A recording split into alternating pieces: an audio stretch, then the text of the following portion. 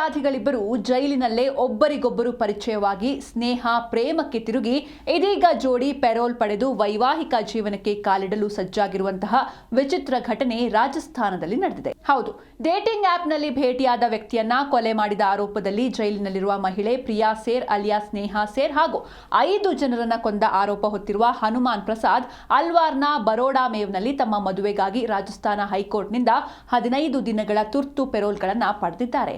Model ಆಗಿರೋ ಪ್ರಿಯಾ ಸೇರ್ dating ಆಪ್ನಲ್ಲಿ ಭೇಟಿಯಾದ ದುಷ್ಯಂತ್ ಶರ್ಮಾ ಎಂಬ ಯುವಕನ ಕೊಲೆ ಪ್ರಕರಣದಲ್ಲಿ ಜೀವಾವಧಿ ಶಿಕ್ಷೆಗೆ ಗುರಿಯಾಗಿದ್ರು. ಅವರು ಸಂಗನೇರ್ ಓಪನ್ ಜೈಲಿನಲ್ಲಿ ಶಿಕ್ಷೆ ಅನುಭವಿಸುತ್ತಿದ್ದಾರೆ.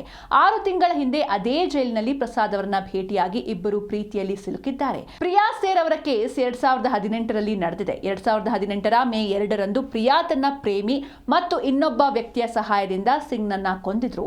ಮೊದಲು ಸಿಂಗ್ನನ್ನ ಅಪಹರಿಸಿ ನಂತರ ಆತನಿಗೆ ಬೆದರಿಕೆ ಹಾಕಿ ಹಣ ವಸೂಲಿ ಮಾಡಿ ತನ್ನ ಪ್ರೇಮಿ ದೀಕ್ಷಾಂತ್ ಕಮ್ರಾನ ಸಾಲವನ್ನ ತೀರಿಸೋದು ಆಕೆಯ ಯೋಜನೆಯಾಗಿತ್ತು.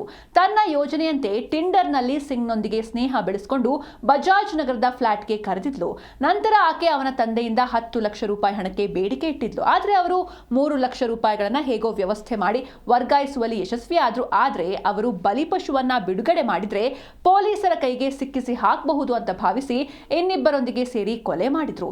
ಈ ಕೇಸ್ನಲ್ಲಿ ಆಕೆಗೆ ಜೀವಾವಧಿ ಶಿಕ್ಷೆ ವಿಧಿಸಲಾಗಿದೆ. ಇನ್ನು ಆಕೆಯ ಪ್ರಸ್ತುತ ಪ್ರಿಯಕರ ಹನುಮಾನ್ ಪ್ರಸಾದ್ ಬರೋಬ್ಬರಿ 5 ಕೊಲೆಗಳನ್ನು ಮಾಡಿ ಜೈಲಿನಲ್ಲಿದ್ದಾನೆ. ಪ್ರಸಾದ್ ತನಗಿಂತ 10 ವರ್ಷ ದೊಡ್ಡವಳಾದ ವಿವಾಹಿತ ಮಹಿಳೆಯೊಂದಿಗೆ ಸಂಬಂಧ ಇಟ್ಕೊಂಡಿದ್ದ. 2017ರ ಅಕ್ಟೋಬರ್ 2ರಂದು ಆತ ತನ್ನ ಗೆಳತಿಯ ಪತಿ ಮತ್ತು 4 ಮಕ್ಕಳನ್ನ ಕೊಲೆ ಮಾಡಿದ್ದ. ಈ ಘಟನೆ ಆ ಪ್ರದೇಶದ ಜನತೆಯನ್ನೇ ಬೆಚ್ಚಿ ಬೀಳುವಂತೆ ಮಾಡಿತ್ತು.